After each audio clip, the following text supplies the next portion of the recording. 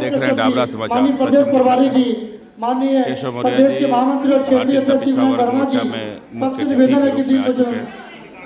आप देख सकते हैं काफ़ी भीड़ है और इस मोर्चा के संबंधित जितने भी पदाधिकारी हैं आज लखनऊ में उपस्थित हैं।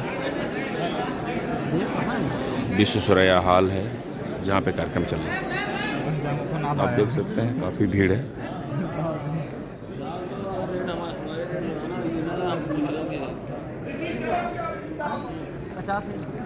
उप मुख्यमंत्री केशव प्रसाद मौर्य जी। केशव मौर्य जिंदाबाद, केशव मौर्य जिंदाबाद, मोर्चा में मोर्चा, भारतीय जनता पार्टी जिंदाबाद, जिंदाबाद, भारतीय जनता पार्टी जिंदाबाद, जिंदाबाद। हमारे बीच में उत्तर प्रदेश सरकार के यशस्वी उप मुख्यमंत्री माननीय केशव प्रसाद मौर्य जी का युवा संवाद अभियान कार्यक्रम के स्वागत अभिनंदन का जोरदार ताली बजाकर आप सभी लोग स्वागत अभिनंदन।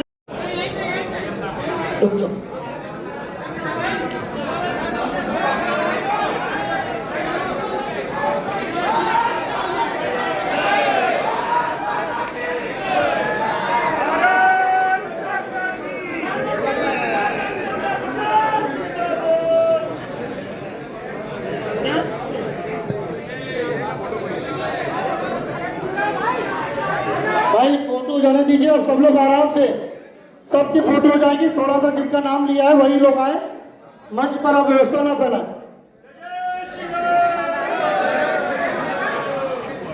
आदरणीय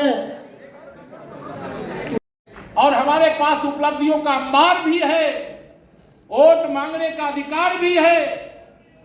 इस चुनाव में कोई जब लगातार 10 साल सरकार में रहता है तो सरकार के खिलाफ माहौल बन जाता है और माहौल जब बन जाता है तो विपक्ष के नेता का पद भी इसी देश के अंदर कांग्रेस को प्राप्त नहीं हुआ। उनके सदस्यों की संख्या इतनी घट गई थी। लेकिन इस बार बताइए, क्या मोदी जी के खिलाफ कहीं हवा है क्या? जोर से बोलो, कहीं हवा है क्या? एक तरफा आंधी है कि सुनामी है? आंधी और सुनामी।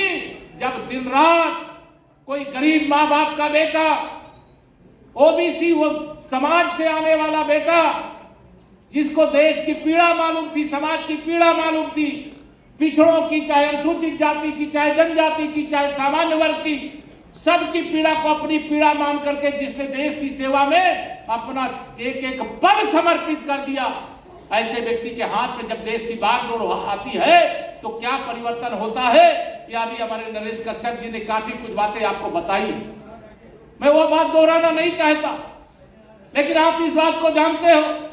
आज मैं यहां पर खड़े होकर के जब बोल रहा हूं, कल राज्यसभा के चुनाव के लिए उत्तर प्रदेश से भारतीय जनता पार्टी के कोटे से 7 सांसद की सूची आई है, उसमें 4 पिछड़े वर्ग के हैं,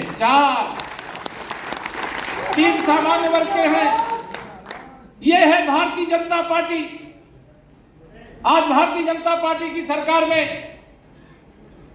चाहे देश की सरकार हो चाहे प्रदेश की सरकार हो, अभी मैं डेटा देख रहा था पूरा, और उसके अंतर्गत जिस प्रकार से देश की सरकार में ओबीसी को हिस्सेदारी दी गई, जिस प्रकार से प्रदेश की सरकार में हिस्सेदारी दी गई, अभी मैं आंकड़े जब देख रहा था, केंद्र सरकार में 27 ओबीसी से आने वाले माननीय नरेंद्र मोदी जी के मंत्रिमंडल के सदस्य हैं, 27।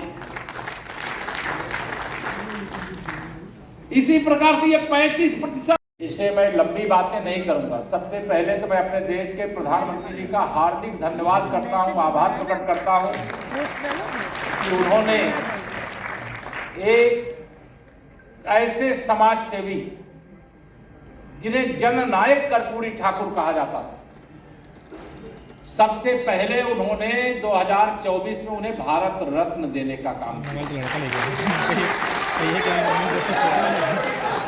लेकिन ये घोषणा 23 तारीख की है मित्रों।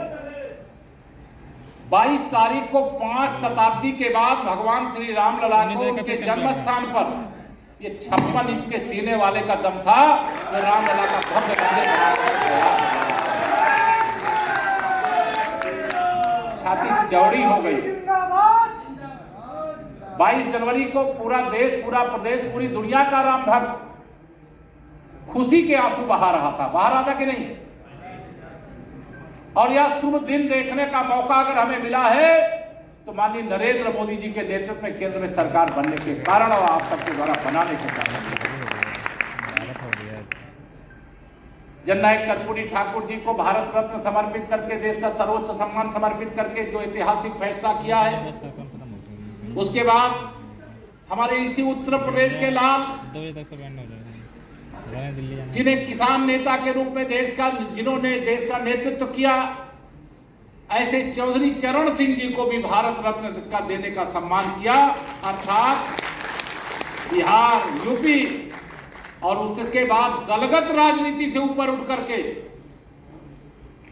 सर्वोच्च नेता हमारे पार्टी के अध्यक्ष आदरणीय आडवाणी जी हैं, उनको भी भारत रत्न का सम्मान दिया गया, उसका भी मैं अभिनंदन करता हूं। लेकिन कांग्रेस की सरकार के प्रधानमंत्री थे आदरणीय नरसिम्हा राव जी, उनको भी भारत रत्न देने का सम्मान अगर किसी ने किया तो माननीय नरेंद्र मोदी जी ने किया। जो किसी वैज्ञानिक थे, उनकी उपलब्धियों का भंडार, उसका वर्णन करने का समय नहीं है, उन्हें भी भारत रत्न का सम्मान देने का काम किया है।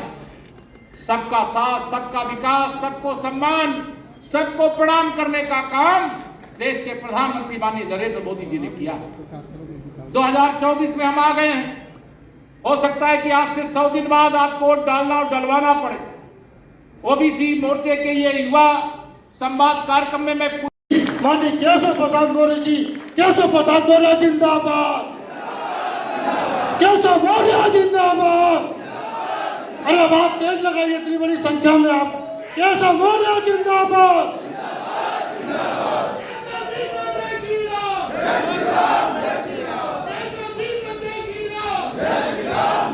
आप सबको भी जय श्री राम। बैठ जाए। आप मैं जानता हूं उत्साह से भरे हुए हैं और 2024 के लोकसभा चुनाव में 80 की 80 लोकसभा सीटें जीतने वाले हैं। सपा को समाजवादी पार्टी बनाने वाले हैं।